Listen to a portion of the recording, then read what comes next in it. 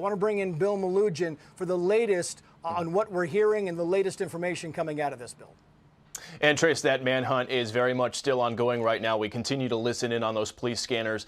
They did announce that they found a vehicle of interest in that Lewiston area, again, about 15 minutes to the southeast of the initial shooting area. Based off what we're listening into right now, there's kind of a trail that they're focusing on in that area right now, where they're focusing a lot of their law enforcement resources. But just to kind of rewind and go through what we know right now, again, if we can pull up Robert Card's photo one more time. Just a short time ago, Lewiston police announced that this is their only person of interest in connection with this mass shooting right now. Again, law enforcement sources telling Fox News the numbers they have right now are at least 22 people dead and dozens of others injured. Now, we're getting more color on Robert Card's background, and it's concerning. Fox News did review an internal law enforcement bulletin going out to the Maine State Police, which says that Robert Card does have a military background. He's believed to be part of the Army Reserve.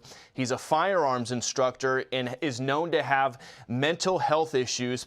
Particularly had reported hearing voices in his head, had previously threatened to shoot up a military base before, and as recently as this summer spent 2 weeks in a mental health facility, then was released. Now, those details there are going to raise all sorts of questions and red flags as to how he's got that rifle that he's holding in these photos right now. With those kind of mental health issues, going into a mental health facility this summer, there are going to be all sorts of questions asked as to how this guy was able to possess a firearm like that. Now, obviously, there's a chance that maybe he purchased it on the street or it's a ghost gun, that sort of a thing. The ATF will come in. They'll sort out all those questions once they eventually find this guy or take him down, and they're able to start trying to run emergency traces on that gun, what it is, where it came from. In the meantime, I can tell you just a short time ago, we actually got on the phone with a woman. We cold called her, who identified herself as the sister-in-law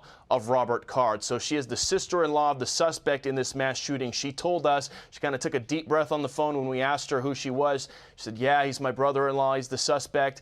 I'm with police right now. I'm with my kids. I've got no further comment. So that means that police are gathering his family members to obviously try to get more intel on him, figure out where he may try to go, what his patterns would be, maybe try to use those family members to lean on him and contact him and maybe tell him to turn himself in. But that manhunt very much ongoing right now, and we continue listening in on that scanner traffic. I can tell you a short time ago, the local school district out there, Lewiston Public Schools, announced there will be no school tomorrow. Obviously, that's going to be a good idea considering there is a mass shooter hiding somewhere in their community if he is still in that community. Again, most of the law enforcement response centered in that Lewiston area where they announced tonight they found a vehicle of interest. That's going to be that white Subaru Outback we've been showing photos of earlier this evening. Police saying that this shooting happened many hours ago, earlier this evening. I believe they said just before 7 p.m. Eastern time at two separate locations, one a bar, the other a bowling alley. And the bowling alley is where we've been getting those photos of the suspect walking out with that rifle. What you're looking at there, that is, I'm probably going to pronounce this wrong, Sheminges. That is the bar / lounge where one of the shootings was.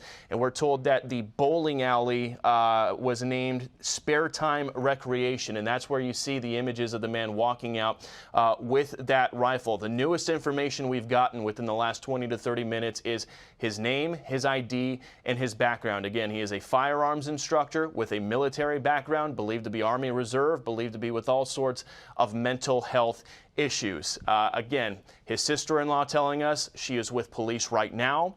That means they're with the family, obviously trying to figure out where this guy is going to be. And the car found in the Lewiston area. Again, this all happened about 35 miles north of Portland.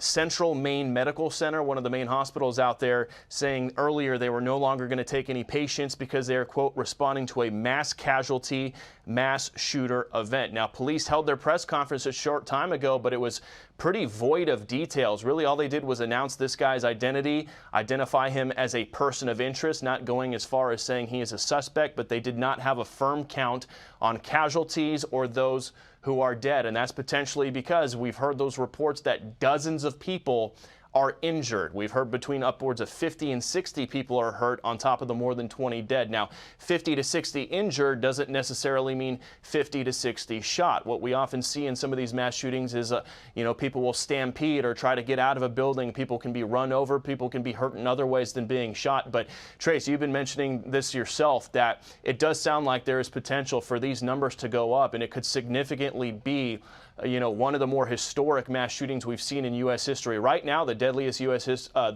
mass shooting in U.S. history would be the Vegas shooting in October of 2017. I believe that was 58 dead. We're going to have to wait and see what numbers come out of this one, Trace. And I want to read this just so that our audience knows. If you saw the news conference from police, I want to read exactly what they released earlier, because they're saying here the Maine State Police is attempting to locate Robert Card as a person of interest regarding a mass shooting incident at Schemengees Bar and Grill Restaurant and the Spare Time Recreation in Lewiston, Maine. Now, it says Card is a trained firearms instructor believed to be in the Army Reserve stationed out of Saco, Maine.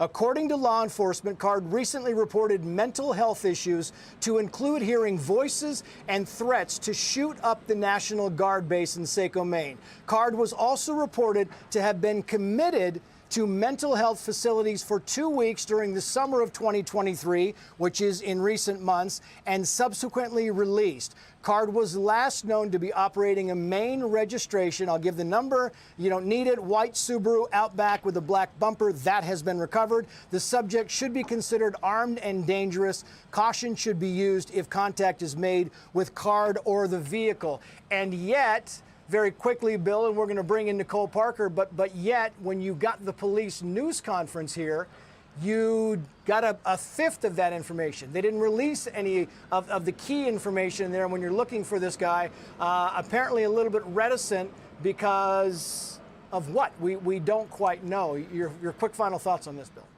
Yeah, I think it's important to point out that information we're getting about his background, his military service, the mental health issues, firearms instructor, that is coming from an internal law enforcement sensitive document put out by the Maine State Police. That was initially sent out to law enforcement only.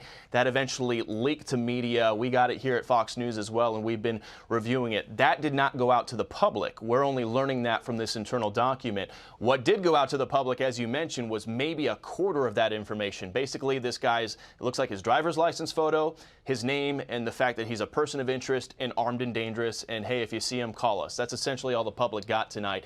The color we're getting about his background, which is highly concerning when we're talking about those mental health issues, that's all coming from law enforcement sensitive document, which they did not intend to be, getting out into the public.